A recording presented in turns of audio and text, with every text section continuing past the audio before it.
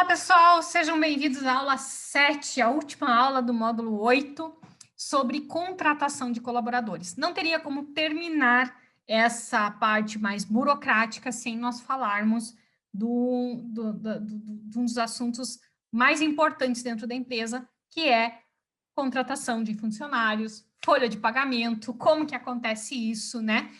Mas esse tema, ele precisa ser tratado sob dois pontos de vista: o burocrático e o estrutural.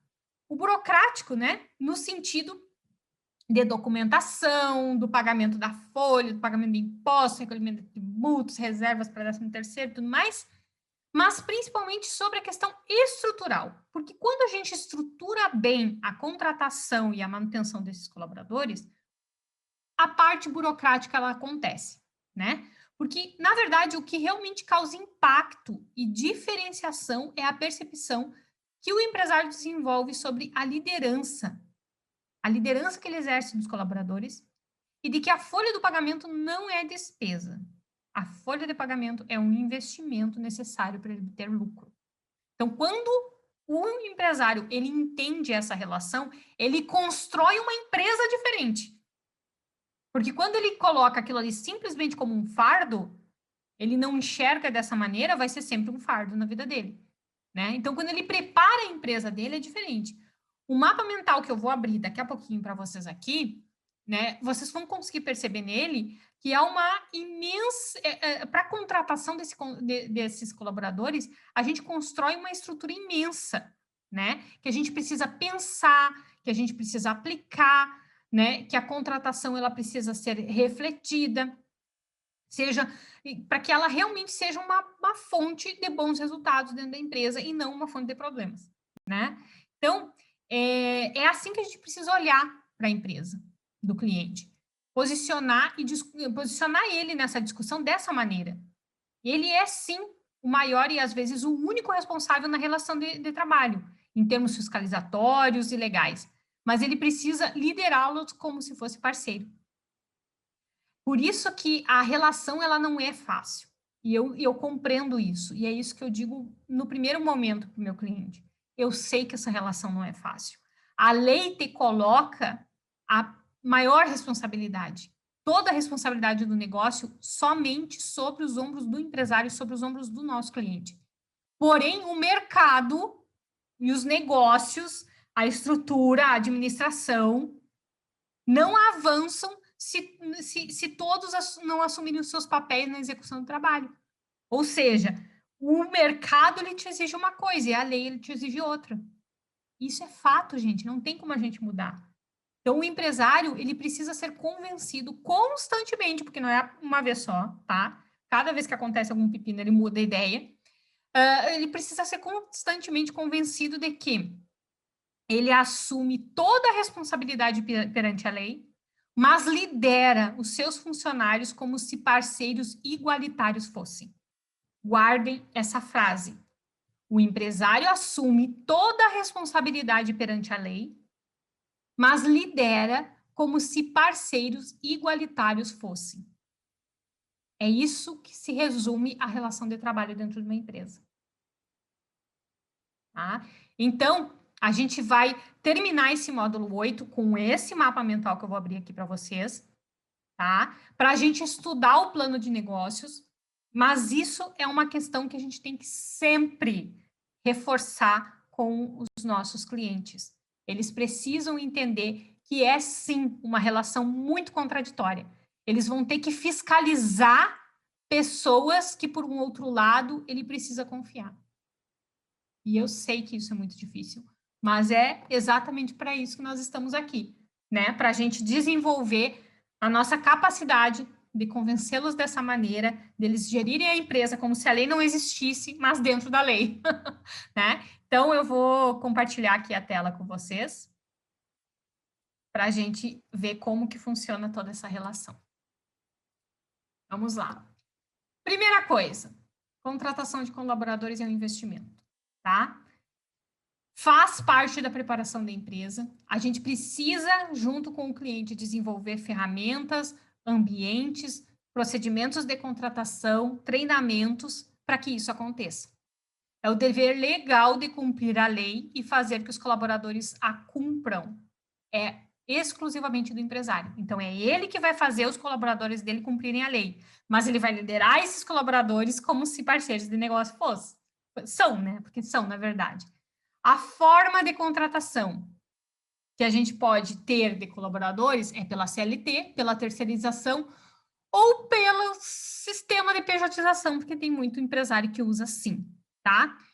Eu não abandono os empresários que fazem esse tipo de coisa. Quer pejotizar? Beleza.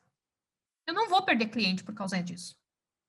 Não vou. Eu não estou sendo ilegal. Eu vou passar para ele todos os riscos que ele vai estar assumindo. Vou tentar formalizar de todas as formas os pagamentos que ele vai fazer para essas pessoas de forma legalmente errada. Mas ele está pagando. E vamos tentar minimizar os prejuízos. Mas eu não dispenso. Eu não dispenso por quê? Porque com o tempo a gente vai convencendo esses clientes de atuarem de outra forma, de legalizarem isso. Ou a gente não consegue chegar nesse ponto, por quê? Porque o setor não deixa. Tá? Se a gente for, e aí eu já falei diversas vezes, né? Se a gente for para o setor de marketing digital, ninguém quer CLT, ninguém quer contrato de trabalho.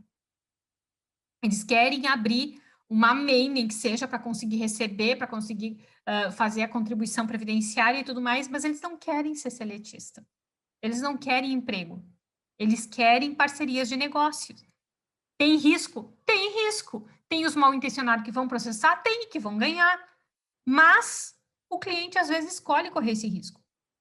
Agora, se ele for contratar outros setores, eu vou dizer para ele, olha, isso é um risco muito mais alto.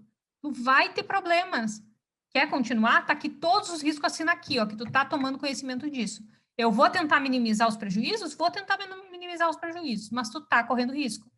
Então, gente, a gente não pode ser hipócrita, deixar de falar nisso, que a contratação pela SLT é a mais segura, porque evita problemas trabalhistas, beleza. Só que o mercado ele está mudando.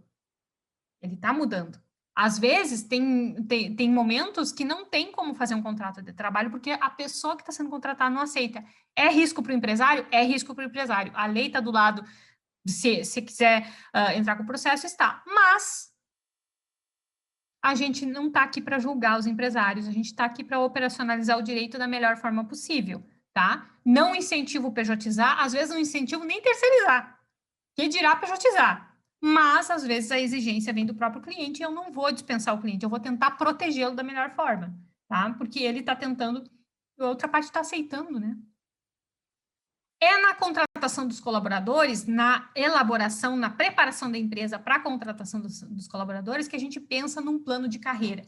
Ah, Raquel, plano de carreira é para a empresa, para a grande empresa, que tem lá toda uma hierarquia de funcionários e tudo mais. Não, não. Micro e pequena empresa também pode pensar nisso, gente. Pensar nisso no sentido de formalizar o que existe, o pouquinho que existe estar formalizado. Isso ajuda na relação entre os funcionários. Cargos, salários, privilégios e benefícios. São poucos que tem, mas esteja formalizado, esteja escrito num lugar para cada funcionário que chegar, ler aquilo ali e entender já como é que tudo acontece. Para não ficar diz que me diz que fofoca, porque basta ter 2 funcionários que tem fofoca. Basta ter um que tem fofoca. Ele vai fofocar para alguém, ele vai fofocar para a loja do lado, ele vai fofocar dentro do shopping, ele vai falar que tem coisa errada. Então, já entra sabendo como que funciona. E é aqui na estruturação da empresa que a gente tem que pensar nisso. Responsabilidades geral de cada cargo e o plano e dentro do plano de negócios. Por que informar o plano de negócios ou parte do plano de negócios para os funcionários? Para mostrar a responsabilidade que ele tem no crescimento da empresa, não só uma responsabilidade legal, não só uma responsabilidade porque o sócio quer, porque a empresa quer. Ele tem responsabilidade no crescimento da empresa. Se a empresa crescer, ele vai ser beneficiado de alguma maneira. Está aqui, está escrito, está delimitado para ele. Então, orientar os nossos clientes a transparecer isso é muito importante, faz diferença no crescimento dele. Proibições gerais, específicas, mecanismos de controle, processos internos e penalidades. É na contratação, na preparação da empresa para a contratação de colaboradores, que a gente tem que sentar com o sócio, logo depois de fazer o acordo de sócios, sentar com os sócios e verificar tudo isso aqui. Como que vai acontecer? Ai, mas eu nem tenho empregado ainda, vou ficar pensando nisso. Vai pensar agora para não ter problema depois. Quais são as proibições gerais que ninguém pode dentro da empresa? Quais são as proibições específicas de cada cargo? Tem cargos um pouco diferentes ali. O caixa para o vendedor tem diferença. Então, quais são, né? Existe diferenciação dessas proibições? Quais são os mecanismos de controle? Porque não adianta proibir, o empresário tem que ter capacidade de controlar isso, né? De verificar se realmente não está acontecendo. Qual é o processo interno? Como que vai acontecer se o empresário, o funcionário cometer uma falha? Como que o empresário vai proceder? Tem que ser imediato. Tem que esclarecer para o empresário que, se ele não agir imediatamente após o descumprimento de um regramento interno, ele não vai ter muitos direitos depois de cobrar isso. Ele não vai ter muito o que fazer, tem que ser imediato. Qual é o procedimento que vai ser adotado? E quais penalidades vão ser aplicadas? O funcionário que botar o pé, começar a trabalhar dentro da empresa, vai saber de tudo isso aqui de antemão e vai saber que cumpre, porque não adianta escrever também e não cumprir, né, gente? E quais são os direitos gerais e específicos de cada cargo? É importante também. Quais são os teus direitos, quais são os teus deveres, as proibições, né? De antemão, olha, tem direito a determinadas coisas. Aqui pode, aqui não pode, né? Isso pode, isso não pode. Quais são os direitos? Estabelecer banco de horas. Ah, nós vamos instituir banco de horas, porque geralmente as empresas vêm instituir bancos de horas quando ele já está acontecendo, quando na prática as coisas já acontecem. Então, a gente já antevê isso. Se tu estiver participando de uma reestruturação de um negócio, já colocar isso em pauta também, né? É viável fazer o banco de horas? Quais são as regras para esse banco? Como que vai ser feita a implementação e o treinamento? E tu tem que treinar a empresa para implementar esse banco de horas. Como que você vai fazer isso?